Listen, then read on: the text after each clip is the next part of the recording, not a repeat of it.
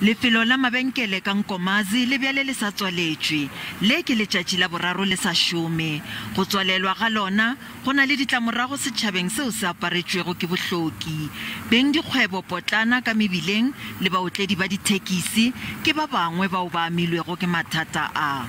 ge mabenkele ya tswaletše ka tsela ye re palelwa ke go šoma ka fao taba ye e re amile gampe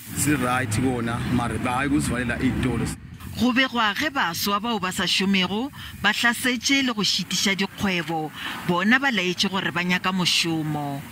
re hlobaetšwa ke tlhokego ya mešomo lefelong le la Nkomazi ka gona re bolaya ke tlala ka ge go etla batho ba go tšwa kgole go tla go šoma mo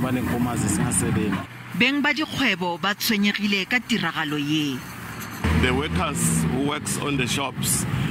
were told it's no work no pay scenario where if the people don't come to work they actually won't get paid. The smooth running of the businesses and the economy is at its lowest. Remember we're still in COVID where the economy has collapsed.